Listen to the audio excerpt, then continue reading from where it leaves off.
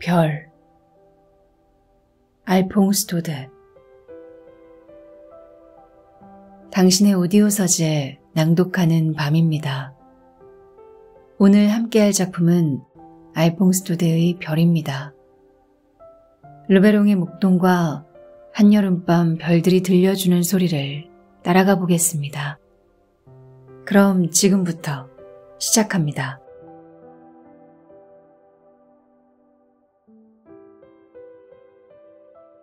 제가 루베롱산에서 양떼를 돌보던 시절이었습니다. 몇 주 동안 사람 하나 보지 못한 채 오직 제게 라브리와 양들과 함께 목초지에 머물러야 했습니다. 가끔 몽들 리르산의 은둔자가 약초를 캐러 지나가거나 피에몬테에서 온 쑥 굽는 사람의 그을린 얼굴이 보일 때도 있었습니다.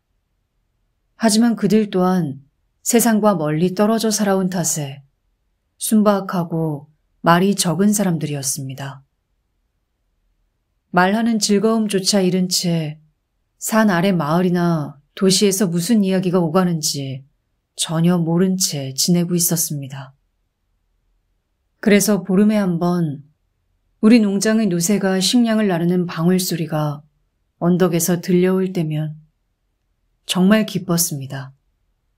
언덕 위로 조금씩 나타나는 작은 소년 미아로의 얼굴이나 늙은 노라드 아줌마의 붉은 모자를 볼 때면 정말 반가웠습니다. 저는 그들에게 산 아래 마을의 소식, 세례나 결혼식 이야기를 듣곤 했습니다. 그러나 제가 제일 알고 싶었던 것은 우리 주인집 딸, 스테파넷 아가씨가 어떻게 지내는지였습니다. 그녀는 이 마을에서 가장 예쁜 소녀였습니다.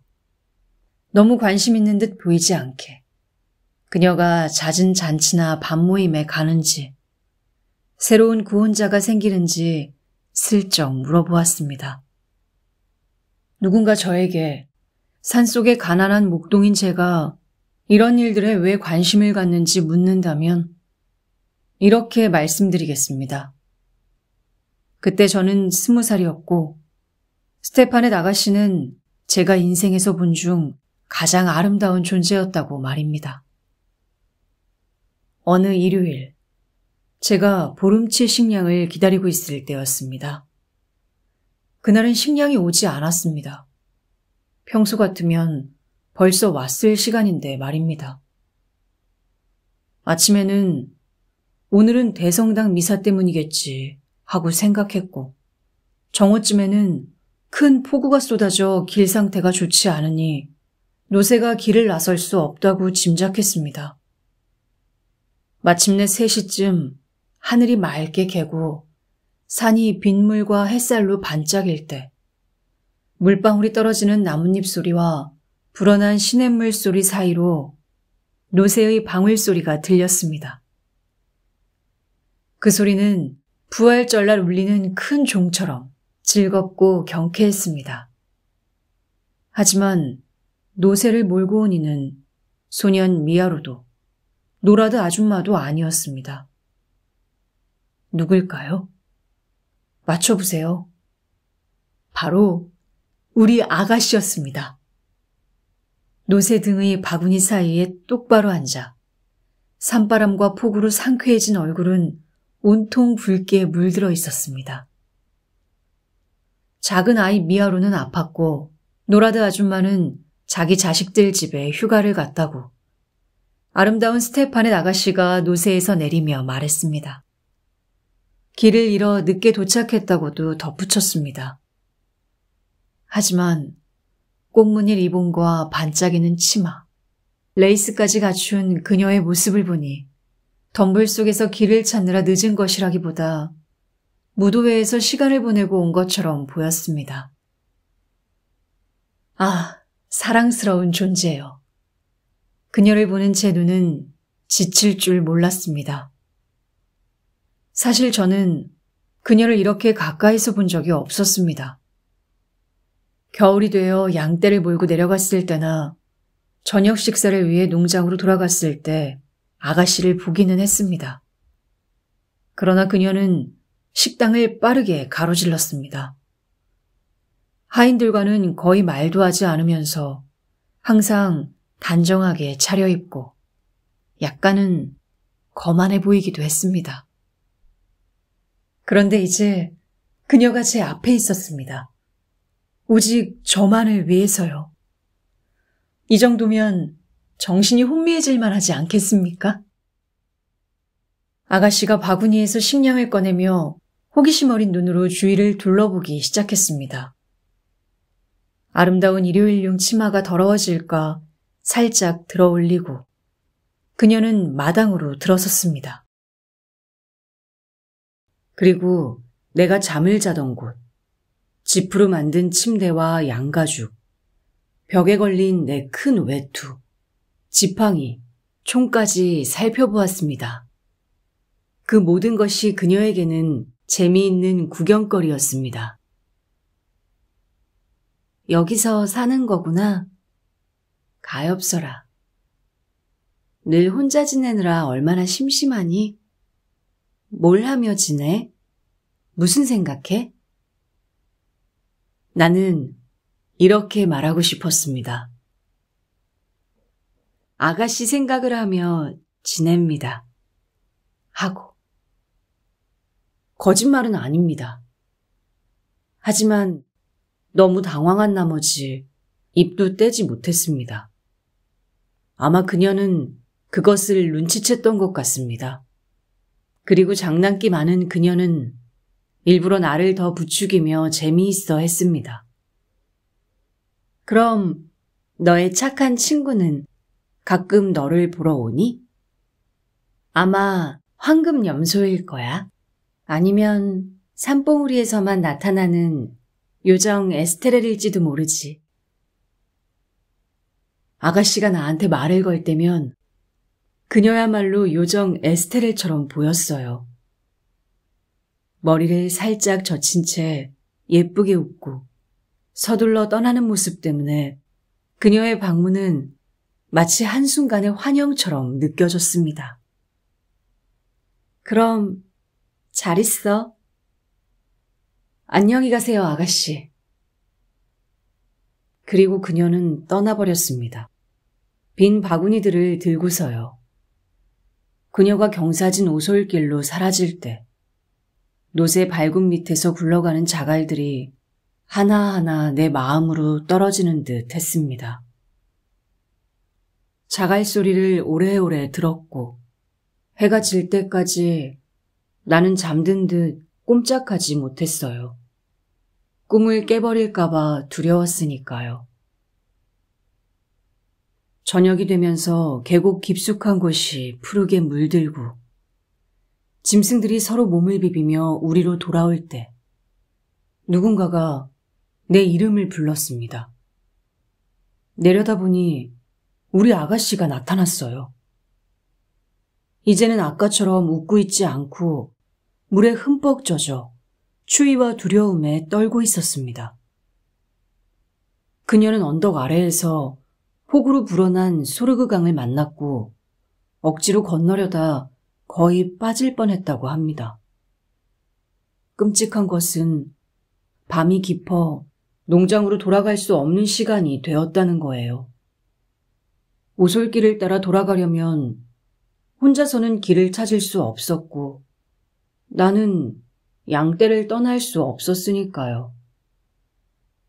그녀가 산에서 밤을 보내야 한다는 생각에 괴로워하자 나는 최선을 다해 그녀를 안심시켰습니다. 7월의 밤은 짧습니다, 아가씨.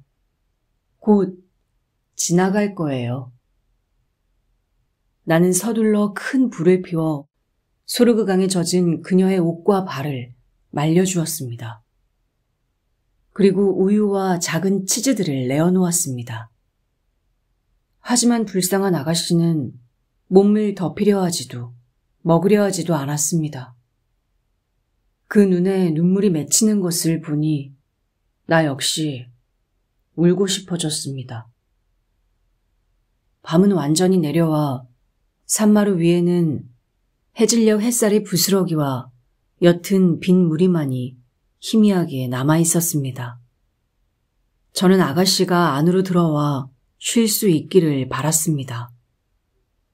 짚을 새로 깐 뒤 그 위에 새 가죽을 펴고 안녕히 주무시라는 인사를 건넸습니다. 그리고 밖으로 나와 문 앞에 앉았습니다. 사랑의 불길이 피를 태우듯 일었지만 나쁜 생각은 조금도 품지 않았다는 걸 하느님은 아실 겁니다.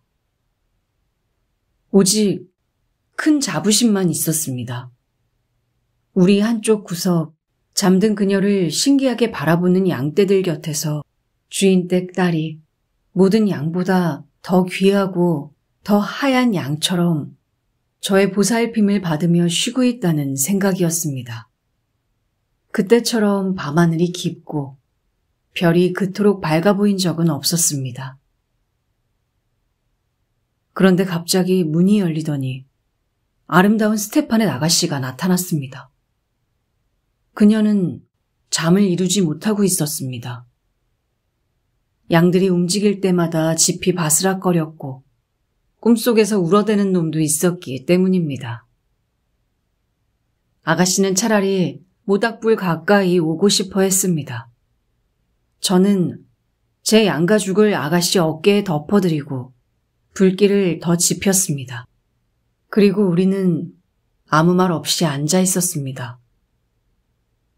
바깥에서 밤을 지새운 적이 있는 분이라면 아실 겁니다. 우리가 깊이 잠든 그 시간, 고요와 침묵 속에서 신비로운 세계가 눈을 뜬다는 것을요. 샘물은 더욱 맑게 노래하고 연못은 작은 불빛들을 반짝입니다. 산의 정령들은 자유롭게 오가고 공기 속에는 나뭇가지가 자라는 소리, 풀이 돋아나는 듯한 가느다란 속삭임이 스며 있습니다. 낮이 생명들의 시간이라면 밤은 사물들의 시간입니다. 익숙하지 않다면 조금 두려울 수도 있습니다. 그래서 아가씨는 작은 소리에도 몸을 떨며 내 곁에 바짝 기대었습니다. 한 번은 아래쪽 빛나는 연못에서 길고 애잔한 울음소리가 물결처럼 우리 쪽으로 퍼져왔습니다. 바로 그 순간 머리 위로 아름다운 유성이 지나갔습니다. 마치 방금 들은 그 소리가 빛을 싣고 오는 것 같았습니다. 저게 뭐야? 천국에 들어가는 영혼이에요, 아가씨. 말하곤 가슴에 성호를 그었지요.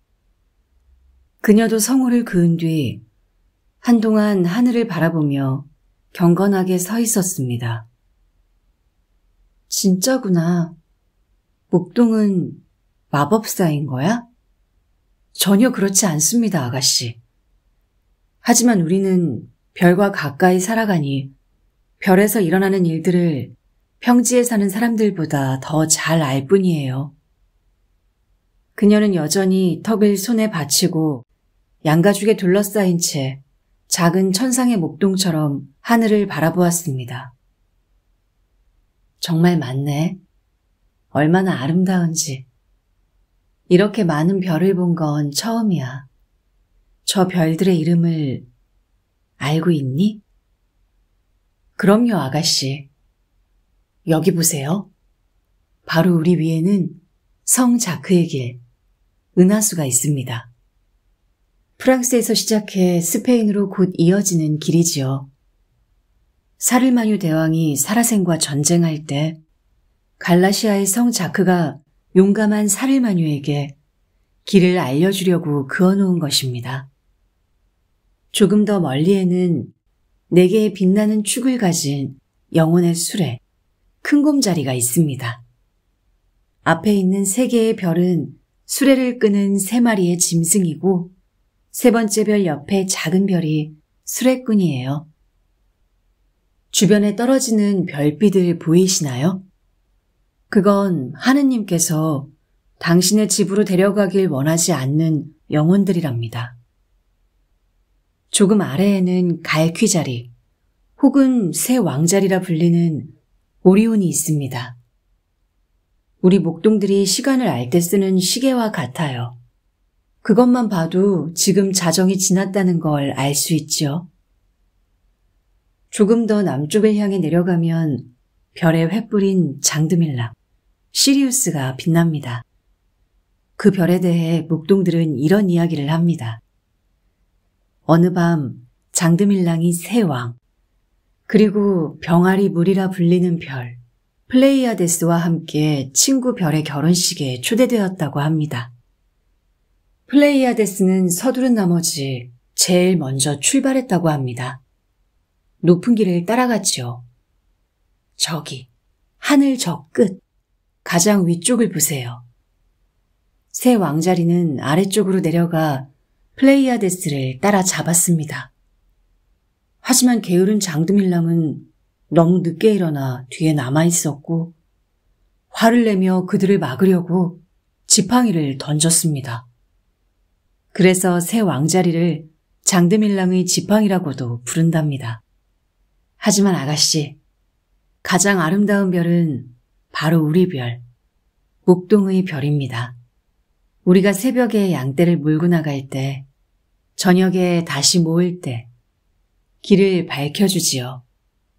우리는 그녀를 마글론, 아름다운 마글론이라고도 부릅니다. 프로방스의 피에르, 토성과 함께 달리며 7년에 한 번씩 결혼한다고 하지요. 뭐라고? 그럼 별들 사이에도 결혼을 하는 거야? 그럼요, 아가씨. 제가 별들의 결혼에 대해 설명하려는 순간 어떤 차갑고 부드러운 것이 살짝 제 어깨에 닿는 느낌이 들었습니다. 그건 졸음에 무거워진 그녀의 머리였고 리본과 레이스, 곱게 물결진 머리카락이 부드럽게 스치고 있었습니다.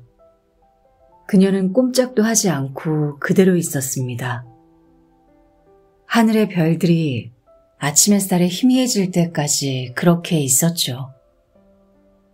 저는 그녀가 잠든 모습을 바라보며 조금은 설렜지만 맑은 밤이 주는 순수한 보호 속에서 오직 아름다운 생각만 했습니다. 우리를 둘러싼 수많은 별들은 여전히 조용히 움직이며 마치 양떼처럼 고요하고 순종적이었습니다. 나는 이런 상상을 했습니다. 저 별들 중 가장 아름답고 빛나는 별 하나가 길을 잃고 내 어깨 위에 내려와 잠들어 있노라고.